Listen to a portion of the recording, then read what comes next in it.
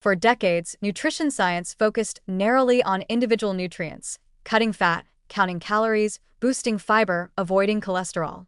Labels were read for grams, not ingredients, and health advice often came down to mathematical tweaks in macronutrients. But over time, this reductionist view has shown its limits. Emerging evidence now supports what common sense and traditional food cultures have known all along. It's not just about what nutrients we consume, it's about how we eat overall. In other words, dietary patterns matter far more than isolated components when it comes to promoting health and preventing disease. The failure of the nutrient-based model can be seen in public confusion and poor outcomes. Despite decades of low-fat campaigns and calorie-focused guidelines, rates of obesity, type 2 diabetes, and cardiovascular disease have continued to rise. Why? Because focusing on single nutrients leads to unintended consequences. When fat was vilified, food companies removed it and added sugar. When cholesterol was demonized, people cut out eggs but kept eating ultra-processed snacks. The forest was lost for the trees. A dietary pattern, by contrast, reflects what people actually eat in real life: combinations of foods, meal structures, cooking habits, and cultural traditions. Patterns account for food synergy: how nutrients interact, how fiber slows sugar absorption, how fats affect vitamin absorption, how antioxidants balance inflammation.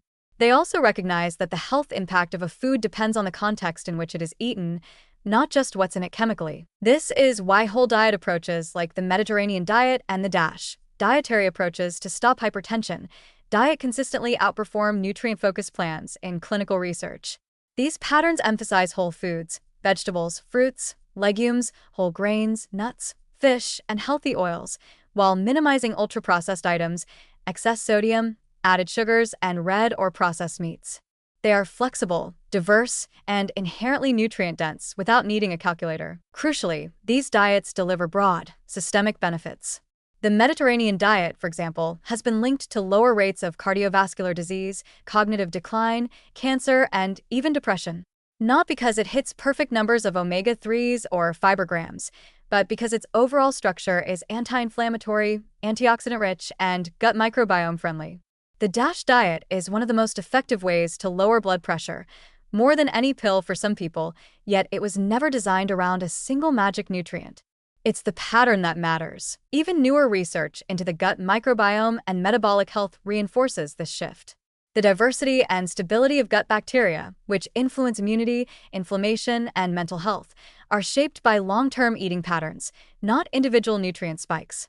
A fiber supplement may help, but a consistent intake of fiber-rich, minimally processed foods across a day and a week is far more impactful. Likewise, the glycemic response to foods can vary dramatically depending on meal composition, timing, and prior habits. The implications for public health are profound. Moving away from nutrient-centric advice means less obsession with labels and more focus on cooking, food quality, and cultural sustainability. It means we should stop demonizing whole food groups, like eggs or dairy, and instead evaluate how they fit into an overall pattern. A slice of cheese in a salad of greens and beans is different from cheese melted over ultra-processed white bread and fries, even if the fat content is the same. It also offers a more inclusive, adaptable approach to nutrition. People don't need to follow exact ratios or micromanage their intake to eat well. They need simple, sustainable patterns that fit their culture, preferences, and resources.